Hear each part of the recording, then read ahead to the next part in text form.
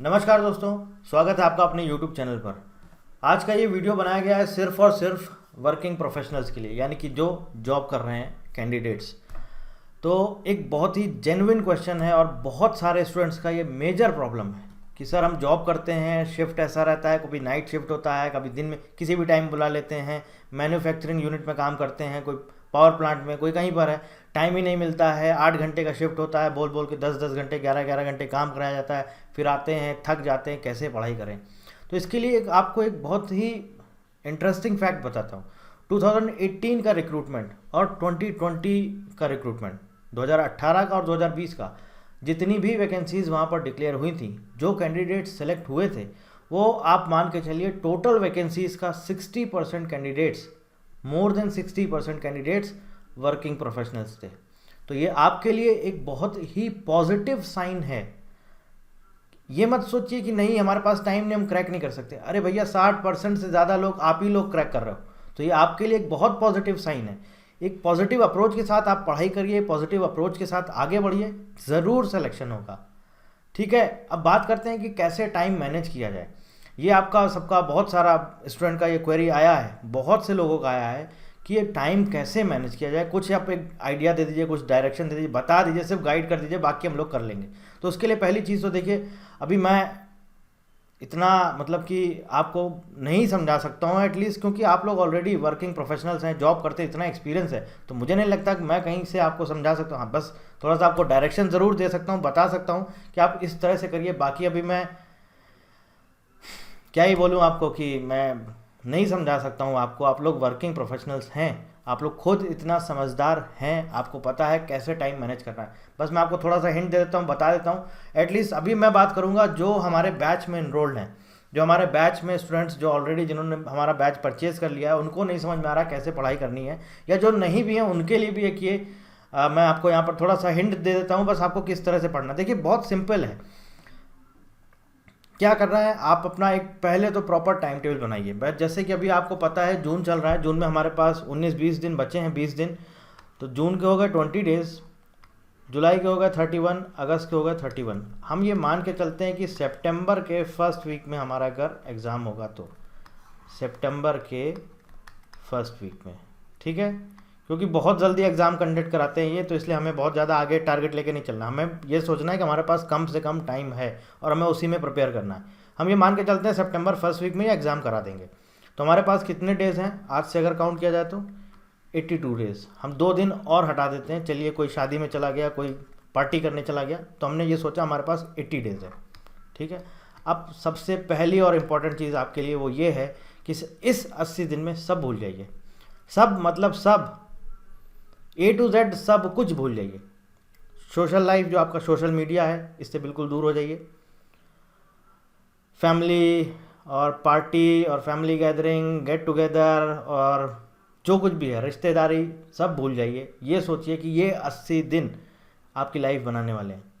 ठीक है, अगर आपका जॉब बहुत अच्छा है, जॉब प्रोफाइल अच्छा है, तो मुझे नहीं लगता आपको इसकी ज़रूरत होगी। लेकिन कुछ ऐसे कैंडिडेट्स हैं जिनका जॉब प्रोफाइल नहीं अच्छा, उनको सच में वो डेस्परेट है इसके लिए, उनको ये जॉब चाहिए, तो आप सब भूल जाइए, सब कुछ भूल जाइए। 80 दिन दे दीजिए अपना आप कि सिर्फ और सिर्फ हमें यही करना है बस। ठीक है, तो हम ये टारगेट लेके चलते हैं 80 डेज़। सिलेबस हम लोग 80 डेज़ में कंप्लीट करा के आपको देंगे।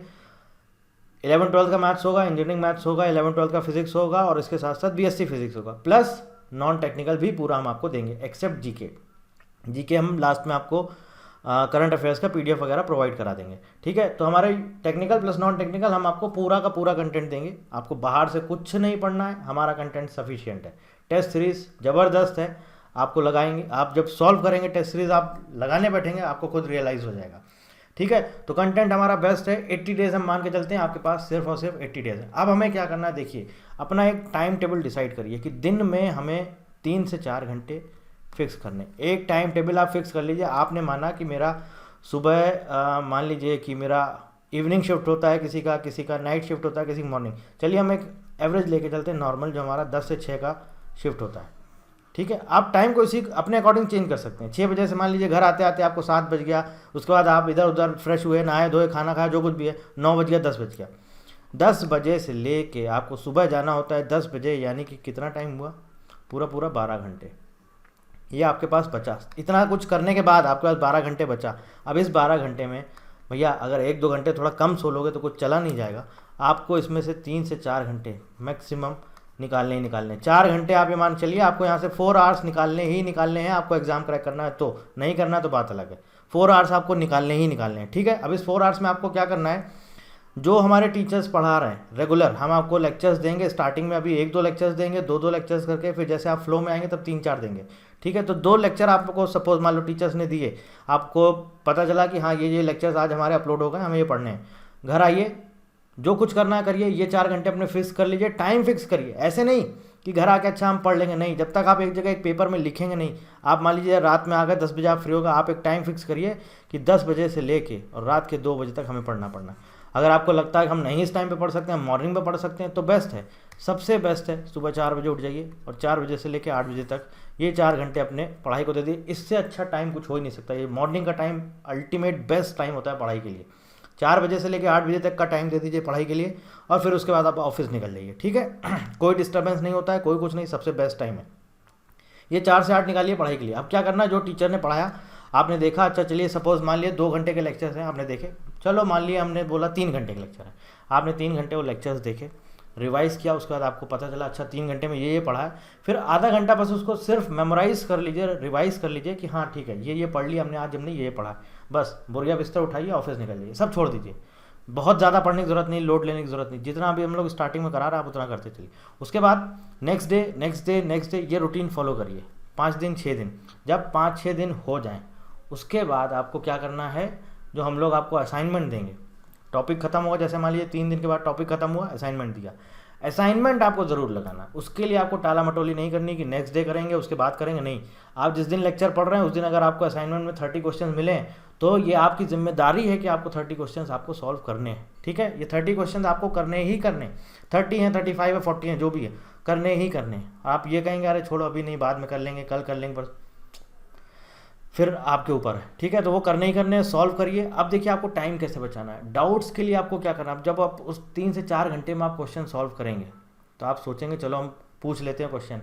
अब वहाँ क्वेश्चन जब आप पूछने आएंगे तो ग्रुप बना हुआ है रजिस्टर्ड स्टूडेंट्स का, आप वहाँ पर पूछने आएंगे, पहले तो हाय हेलो चलेगा, फिर उधर से वो आंसर देगा, फिर ये करेगा, फिर ये होगा, फिर वो होगा, फिर वहाँ पर चढ़ते करते जान पहचान दोस्ती यारी, फिर यहाँ तक आप पहुँच जाएंगे, फिर हो गई आपकी पढ़ाई। नहीं, उस टाइम को कैसे यूटिलाइज़ करना है, आपको ये 3-4 घंटे सिर्फ स्टडी के लिए, सिर्फ और सिर्फ स्टडी के लिए देने, ओनली स्टडी। कोई डाउट नहीं, कुछ नहीं। डाउट सेशन आपको कब लेना, जब आप ट्रैवल कर रहे हैं, ऑफिस जा रहे हैं, मान लीजिए ऑफिस जा रहे हैं या फिर आप ट्रैवल कर रहे हैं, उस टाइम पर ऑफिस में हैं, ऑफिस में आपको लगा कि हाँ चलो अच्छा लंच करना है, 1 घंटे का लंच होता है, जो भी आपने 5 मिनट में लंच किया, 10 मिनट में किया, टाइम मिला, तुरंत वहाँ पर अपना क्वेश्चन पोस्ट करिए ग्रुप में और वहाँ पर आप पूछिए क्या होगा, कैसे होगा, क्या होगा, धीरे धीरे वहाँ पर आप सॉल्व करते। तो ये टाइम आप बचा सकते हैं। जो डाउट का पूरा टाइम होता है, ये 3 से 4 घंटे पता चला आपने डाउट में ही निकाल दिया, हो गया काम।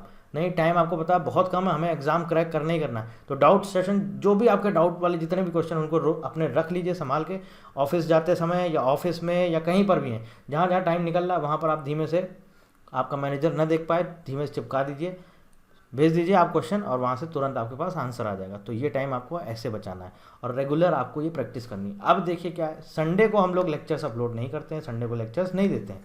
तो 6 दिन तो आपने पढ़ लिया, 6 डेज आपने पढ़ लिया, जो भी डाउट्स थे वो भी आपके मिल गए, आपको वो भी पूरा आपका टाइम यूटिलाइज हो गया, पूरा 6 दिन आपने पढ़ लिया। अब आपको क्या करना है, संडे भैया मॉक टेस्ट सीरीज जितना अटेम्प्ट करेंगे उतना ही आपके लिए आगे बेनिफिशियल होगा।